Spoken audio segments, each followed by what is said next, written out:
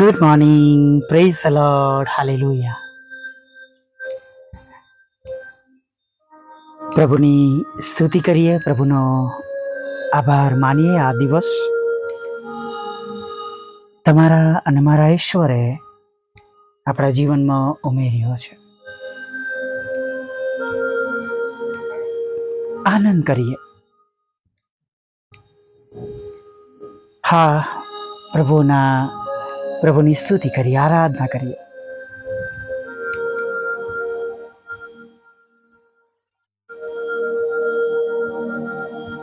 ખરેખર આપણા ઈશ્વર, આપણા પ્રભુ, આપણા પરમેશ્વર,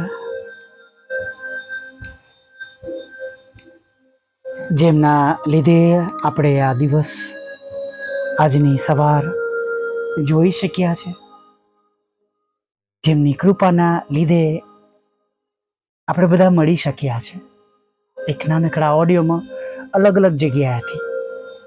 હાલેલુયા, પ્રેઝ ધ લોર્ડ.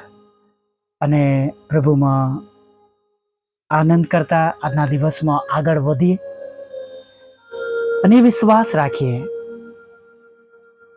કે આપણા પ્રભુના આશીર્વાદોમાં કોઈ ખેદ મિશ્રિત નથી. Hallelujah, praise the lord. આપણી પાસે એવા પ્રભુ છે કે જે આપણા જીવનની સફરમાં આપણી સાથે છે. આપણા જન્મથી જ્યારે આપણે સમજણા થયા છે, પ્રભુને ઓળખતા થયા છે, તેમનો અનુભવ કર્યો છે, ત્યારથી તેઓ સતત તમારી અને મારી સાથે છે. અને જેમ અરણ્યમાં 40 વર્ષ સુધી દેવ તેમના લોકોની સાથે રહ્યા, એમ આપણા આયુષ્યના દરેક દિવસો દરમિયાન તેઓ આપણી સાથે છે. તમે કે હું આપણે આપણા આયુષ્યના દિવસોનો છેલ્લો દિવસ આપણે જાણતા નથી, પણ રોજ આપણને એક નવો દિવસ મળે છે. અને માટે પ્રભુ કહે છે, આ દિવસ યહોવાએ આપણા માટે બનાવ્યો છે, આપણે તેમાં આનંદ કરીએ. અને પ્રભુનું વચન એવું પણ કહે છે, દાડાને સારું, દાડાનું દુઃખ બસ છે. અને આજે જ પ્રભુ તમને, આજથી જ પ્રભુ તમને આશીર્વાદ આપશે. અને હાલમાં માન્ય કાળ છે, એટલે આજના દિવસમાં આનંદ સાથે આપણે આગળ વધીએ. કાલની ચિંતા મૂકી દઈને આજનું જે જીવન આપણને મળ્યું છે, આજની પ્રભાત મળી છે, આજના કામો કરવાના છે, એમાં આપણે આગળ વધીએ. Hallelujah, praise the lord. અને ઘણી વાર ભવિષ્યની ચિંતા કરીને આપણે દુઃખી થઈએ છીએ, પણ દેવ પાસે તો ઓલરેડી યોજના છે તમારા અને મારા માટે. ઇબ્રાહિમ કહે છે કે આ મારો નોકર, અમારો ચાકર એલિયાઝર, મારા સર્વસ્વનો કારભારી, એ મારો વારસ બનશે. પણ દેવ કહે છે, ના, તું તારા પોતાના દીકરાને જોશે, એ તારો વારિસ થશે, તારો દીકરો તારો વારસ બનશે.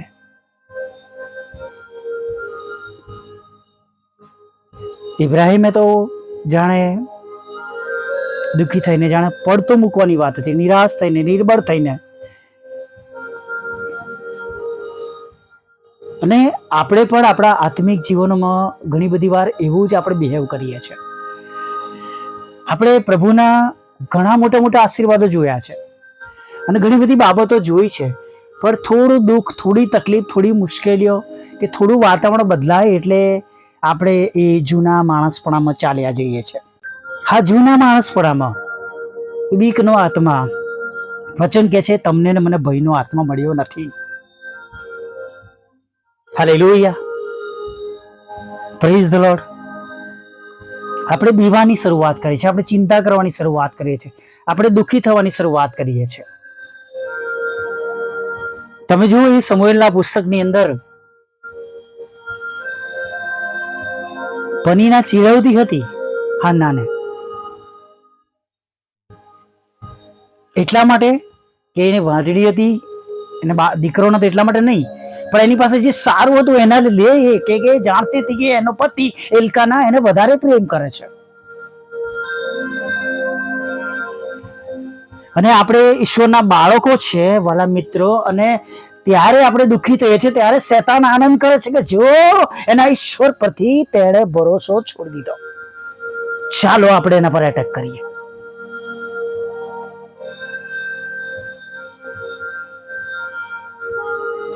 તેણે તેના ઈશ્વર પરથી ભરોસો મૂકી દીધો છે. તે હવે દુઃખી છે, નિરાશ છે. હવે એ આપણા હાથનો કોળિયો છે. જાણે આપણી જાતને આપણે ટ્રેમાં મૂકીને શૈતાનને ભેટ આપીએ છીએ, નિરાશ, દુઃખી, હતાશ થઈને, અને ભૂલી જઈએ છે કે આપણે તો જીવતા ઈશ્વરની કુટીરમાં છે, આપણે તેની નવડીમાં છે, તે આપણી સાથે છે. આપણે તેમને હાંક મારવાનો છે, આપણે તેમને બૂમ પાડવાની છે, આપણે પ્રાર્થના દ્વારા તેમને બોલાવવાના છે, તેમની આપણી સમસ્યાઓ આપી દેવાની છે.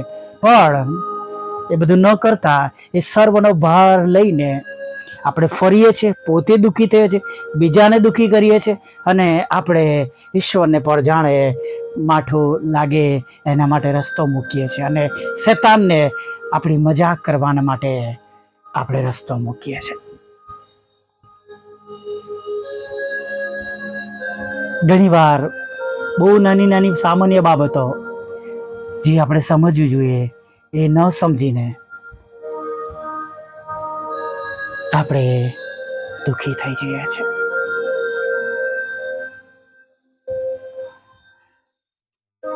Praise the lord. પ્રભુમાં બળ મેળવીએ.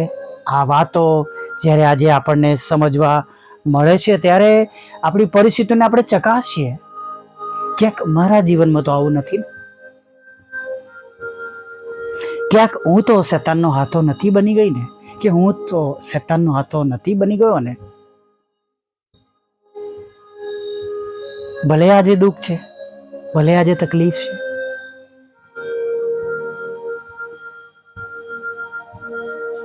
પણ પ્રભુ તેમના રાજ્યને શોધનારાઓને, તેમને ન્યાયપણાને શોધનારાઓને કોઈ પણ સારા વાનાની અછત પડવા દેશે નહીં. દરેક પરિસ્થિતિમાં તેઓ તેમનું ભરણ પોષણ કરશે, તેમની સંભાળ રાખશે, તેમની કાળજી રાખશે. તમારી બીમારીઓમાંથી તમને સાજાપણું મળશે, પણ તમારા જીવનમાં વચન હોવું જરૂરી છે. વચન પાળનારા હોવું બહુ જરૂરી છે. વચન પર વિશ્વાસ કરીને તેના પર ચાલનારા હોવું બહુ જરૂરી છે.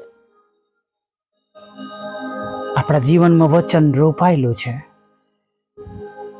આપણે વિશ્વાસ છે, વિશ્વાસ કરીએ છીએ, આપણે એવો વિશ્વાસ કરીએ છીએ કે જે વિશ્વાસ આપણને તારી શકે છે. તો આજે સવારમાં બીસો નહીં, ગભરાશો નહીં, ગમે તે પરિસ્થિતિ હોય, તમારો પ્રભુ તમારા વિશ્વાસ પ્રમાણે ભલું કર્યા વગર તમારા જીવનમાં રહેવા દેશે નહીં. Praise the lord. હવે એક નાની પ્રાર્થના સાથે આગળ વધીએ. ભલા પ્રભુ, અમે સ્તુતિ કરીએ છીએ અને અમે તમારો આભાર માનીએ છીએ. પ્રભુ, ઘણા સમયથી પ્રભુ તમારું વચન પાળનારા, તમારું ભજન કરનારા, તમારી ઈચ્છા પ્રમાણે ચાલનારા પિતા, તમારા વાલા દીકરા ઈસુના લોહીમાં ખરીદેલા તમારા બાળકો રોજે રોજ સવાર અને સાંજ તમારું ભજન કરવામાં, તમારું ભજન કરવા માટે આવે છે, ત્યારે તમામ આ ભજનિકોને પ્રભુ તમારા હાથમાં સોંપી દે. જેઓ આ સંગતમાં અત્યારે છે, દરેકને તમારા હાથમાં સોંપી દઈએ છે. દરેક પર તમારો જમણો હાથ રાખો, દરેકને નવો અને તાજો સ્પર્શ આપો. તમારા પ્રેમ, આનંદ અને શાંતિથી ભરી દો. અને જે કઈ બાબતો તેમને ચિંતા કરાવી રહી છે, જે બાબતો તમારા બાળકોને દુઃખ આપી રહી છે, તકલીફ આપી રહી છે, ત્યારે પ્રભુ અમે પ્રાર્થના કરીએ છીએ એ સર્વ બાબતોમાં તમારા બાળકોનું રક્ષણ કરો, બહાર કાઢો, દૂર કરો, તેમને હસાવો પ્રભુ, તેમનું દુઃખનું કારણ દૂર કરો, તેમની આંખના આંસુઓને તમે આનંદમાં બદલી નાખો પ્રભુ. અને જેમ અમે જાણીએ છીએ ને જેમ અમારો વિશ્વાસ છે પ્રભુ કે તમને બધું જ શક્ય છે, એ પ્રમાણે અમારા જીવનમાં બનવા દો. અમારો વિશ્વાસ ફરી એકવાર તમારામાં સ્થિર બને, મજબૂત થાય. અને પરમેશ્વર પિતા,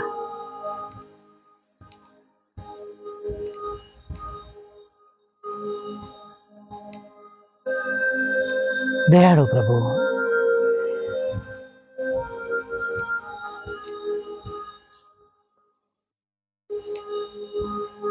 તમારો સ્વભાવ પ્રમાણે ભલું કરવાનો સ્વભાવ, કૃપા કરવાનો સ્વભાવ આજે બધા જ એકે એક લોકો જોવે, જાણે, તેમના જીવનોમાં તેઓ અનુભવ કરે, પ્રાપ્ત કરે. પ્રભુ એવું થવા દો.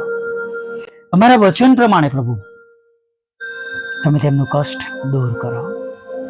તમે ખચિત જોયું છે, અને માટે પ્રભુ અમારા કહેવાના લીધે નહીં પ્રભુ, પણ તમારા જોવાના લીધે પ્રભુ તમે આ કષ્ટમાંથી બહાર કાઢો, છોડાવો, એવી અમે પ્રાર્થના કરીએ છીએ.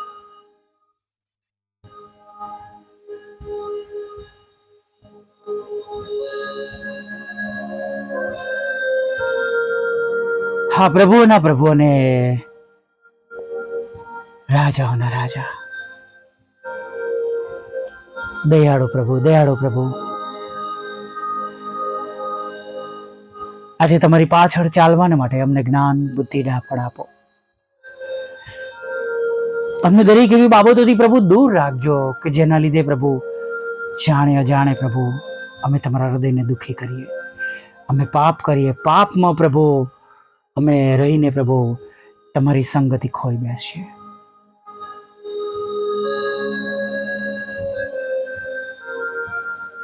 પ્રભુ દયાળુ, કૃપાળુ, અને પ્રભુ તમે જે દયાળુ, કૃપાળુ પ્રભુ અત્યાર સુધી અમારા પર કૃપાળુ રહ્યા છો, હવે પ્રભુ આગળ પણ તમારી એ દયાથી અમને ભરી દો. ભલે પ્રભુ આજે અમારી પરિસ્થિતિ કદાચ પ્રભુ સારી નથી, અમે નિરાશ છે, દુઃખી છે, હતાશ છે, દવાખાનાના બિછાના પર છે પ્રભુ, એવી પરિસ્થિતિમાં બિછાના પર છે, બોલી શકતા નથી, સાંભળી શકતા નથી, જોઈ શકતા નથી, બહારના વાતાવરણ વિશે ખબર નથી, સવાર છે, સાંજ છે, બપોર છે, રાત છે, ખબર નથી. ભલે કદાચ કેટલા દિવસોથી અન્ન અમારા પેટમાં ગયું નથી પ્રભુ, ટ્યુબોથી, નળીઓથી ખોરાક પ્રવાહી પહોંચાડવામાં આવી રહ્યું છે, પણ પ્રભુ એવી જગ્યાઓ પરથી પણ પ્રભુ તમે આજે અમારું સાંભળો, નવું જીવન આપો, એવા રોગોમાંથી છુટકારો આપો. દરેક આજે તમારો પ્રેમ, આનંદ અને શાંતિ જુએ, તેમનું કલેશ દૂર થાય પ્રભુ, તૂટેલા ઘરો ફરી બંધાય, બધું નવું થાય પ્રભુ, અને દરેક ઘર, કુટુંબ ને દરેક જીવનો દ્વારા તમને મહિમા મળે. તમારા લોકો જ્યાં કંઈ વસે છે પ્રભુ, તે તમે તેમને શાંતિ આપો. જે કંઈ ગુમાવ્યું છે પ્રભુ, બમણા આશીર્વાદ સાથે પાછું આપો. 7 ગણું પાછું આપો પ્રભુ. એવા આશીર્વાદ સાથે અમે તમારી, એવા આશીર્વાદની માંગણી સાથે અમે તમારી આગળ નમી જઈએ છીએ પ્રભુ. અમારી મિનિસ્ટ્રીને પણ તમે આશીર્વાદિત કરજો પ્રભુ. અત્યાર સુધીની જે પ્રાર્થનાઓ છે પ્રભુ, એ પ્રાર્થનાઓ તમે નોંધ મળજો. અમારી છેલ્લી બાબત પણ તમે સાંભળજો પ્રભુ. અને પ્રભુ, મારા સતાવનારથી અમને બચાવજો. જે કંઈ ગુમાવ્યું છે પ્રભુ, ફરીને એકવાર પાછું આપજો અને અમારા બંધ દરવાજા ખુલ્લા કરજો પ્રભુ. સાંભળે છે, શેર કરે છે, અને તમારા લીધે પ્રભુ, તમારા પર પ્રેમના કારણે પ્રભુ, તેઓ તમારી પાછળ ચાલે છે અને મારી મિનિસ્ટ્રીને સપોર્ટ કરે છે પ્રભુ. તેમને તમે બમણા આશીર્વાદથી ભરી દેજો પ્રભુ. હમણાં સુધીમાં થયેલા પાપોને માફ કરજો. ખોરાક વસ્ત્ર અન્ન પાણી આપજો. અને સાંજે આભાર માન કરી લાવજો. માગતા પ્રભુ ઈસુમાં આટલું સાંભળો. બે બાપ માન્ય કરજો. આમીન, આમીન, આમીન.